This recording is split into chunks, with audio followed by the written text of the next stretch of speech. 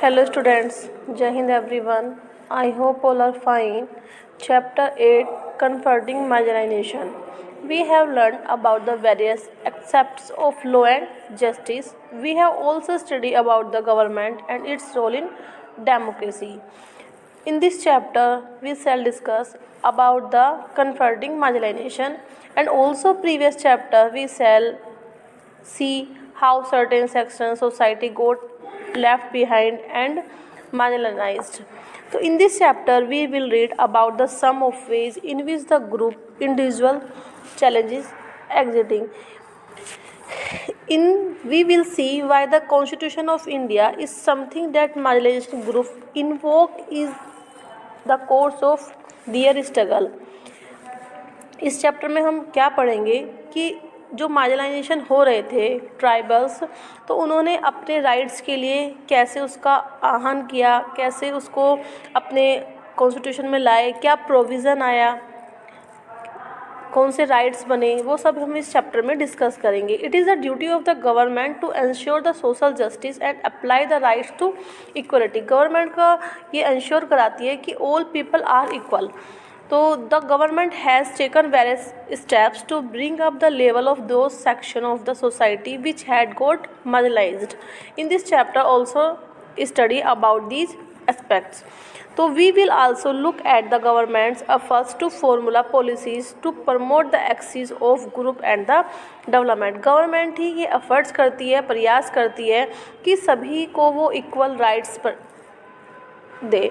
और ये कौन सी कंट्री में होगा? जब हमारी डेमोक्रेटिक कंट्री होगी. डेमोक्रेटिक कंट्री में ही ये हमारे सारे जो राइट्स हैं, right to equality, right against exploitation, right to freedom of religion, culture and educational rights, all the part of the democratic country.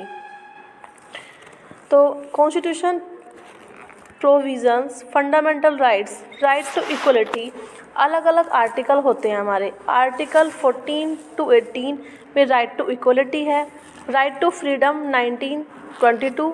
Right against exploitation, right against exploitation हम बार बार ये रिपीट होता है, जिसमें किसको रोका गया है?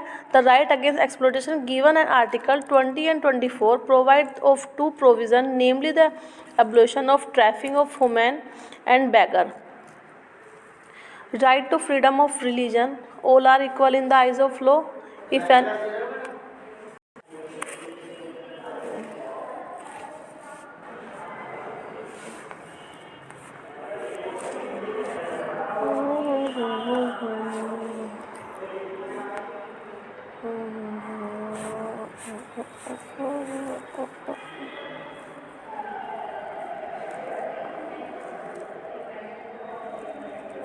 These rights are available to all Indians equally. ये जो हमारे राइट्स हैं, rights to equality, equality before law, social equality and equal access to public areas की. This article of constitution state every person shall have equal access to public places like public park, museum, wells and temple. ये भी पहले rights नहीं था कि कोई अपने किसी भी प्लेस पर फ्रीडम से जा सकता है. तो ये सारे हमें राइट्स मिले हैं. ये आर्टिकल 15 में है. तो ये जो राइट्स हैं ये सभी इंडियंस को कहते हैं कि आप जो हैं सोसाइटी के बेस पर, कंट्री में तो सेंट्रल के बेस पर, जैसे हमारी पूरी कंट्री है उसमें सभी को क्या है? इक्वल राइट्स मिले हैं. As far as marginalized are concerned, they have drawn on these rights in two ways. अब ये दो वे में दिए हुए हैं. First is by insisting on other fundamental rights they have forced the government to recognise the injustice done to them.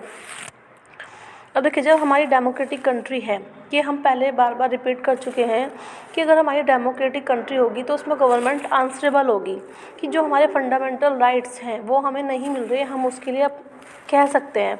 यार ये कौन सी कंट्री में होगा? गवर्नमेंट कंट्री में. सेकंड वे में हम तब भी इंसिस्ट कर सकते हैं अगर गवर्नमेंट कोई लॉ हम पे एनफोर्स कर रही है और लग रहा है कि वो हमारे लिए सूटेबल नहीं है, हमारे प्रोडक्टिव नहीं है, तो तब भी हम उसमें गवर्नमेंट से क्वेश्चन कर सकते हैं. और क्वेश्चन करेंगे उसमें गवर्नमेंट जो है आंसरेबल होगी.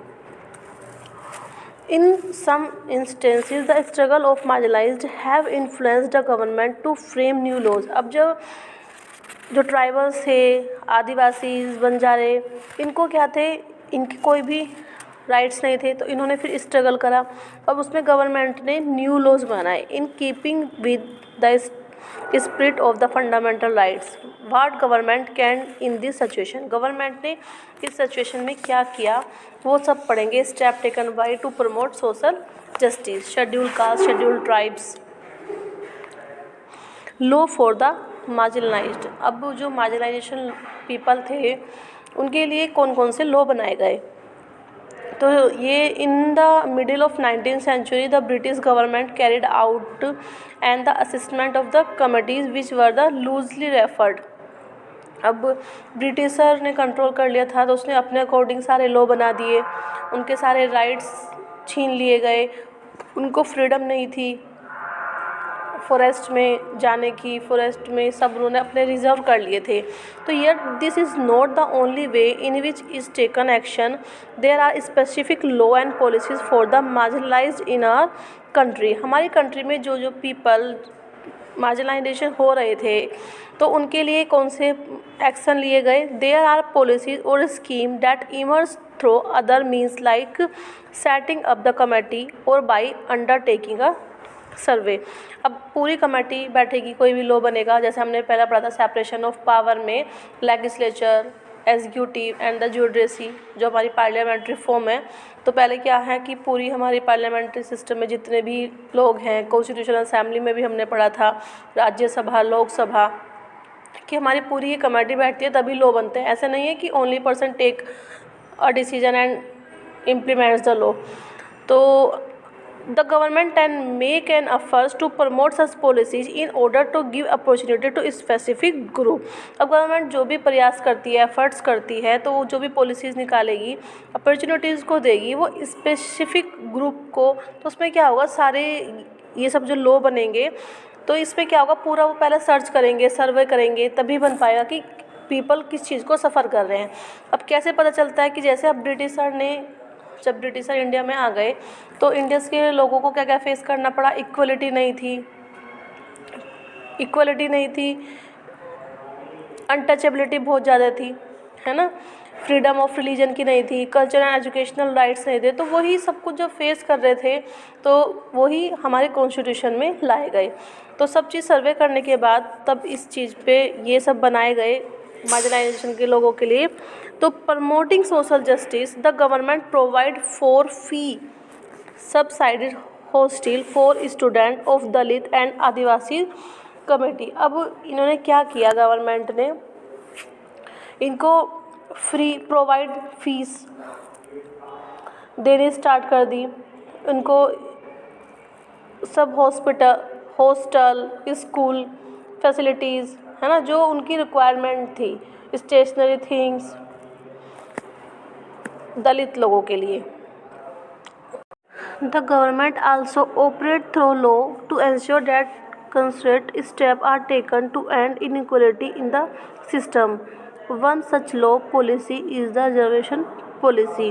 अब गवर्नमेंट ने क्या करा, जो पीपल मार्जिनाइजेशन हो रहे थे उनके लिए स्टेप लिए इक्वलिटी के, कि जिससे सभी को इक्वलिटी मिले, है ना, ऐसी पॉलिसी बनाई। ऐसी पॉलिसीज़ को रिजर्व कर दिया, रिटर्न में बता दिया गया शेड्यूल कास्ट, शेड्यूल ट्राइब्स के लिए या मार्जिनाइजेशन लोग जो थे तो उनके लिए ऐसी अपॉर्चुनिटीज़ को लाए जिससे वे सफ़र नहीं हुए।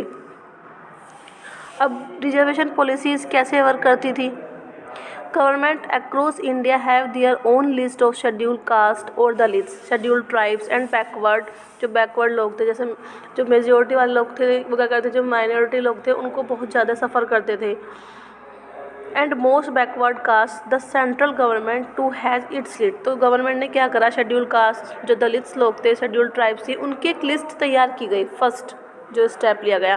सेकंड में क्या किया गया, स्टूडेंट्स अप्लाइंग और educational institution and those applying for post in government and expected of the furnish proof on their caste और tribe status in form of the caste and tribe certificate. अब government ने क्या किया, जो लोग educational institutions में apply कर रहे थे, पोस्ट इन गवर्नमेंट में अप्लाई कर रहे थे, तो अलग अलग फील्ड में, अलग अलग एरिया में, अलग अलग प्लेस पर उनकी लिस्ट बनाना स्टार्ट कर दिया कि कहाँ पर लोगों को क्या सफ़र कर रहे हैं, किस तरह की उनको राइट्स मिलने चाहिए।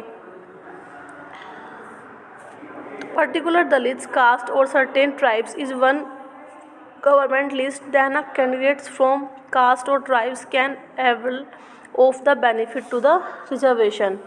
But what reservation is the professional education such as medical college and engineer college. Protecting the rights Dalits and Adivasi. अब जब ये राइट्स बने, अब राइट्स कौन से बने? एजुकेशन राइट्स, सर्व शिक्षा अभियान, SSA is the historic stride towards the achieving the long goal of universalizations of the elementary education। तो इसमें क्या था कि सर्व शिक्षा अभियान में ये था कि सब पढ़े सब बढ़े, एक action by the government, the constitution giver rights, Sarva Shiksha Abhiyan. Amendment होते रहते हैं गवर्नमेंट इसके जो कॉन्स्टिट्यूशन में, ऐसा नहीं है जो हमारी राइट्स एक बार बन गए हैं वो फॉर एवर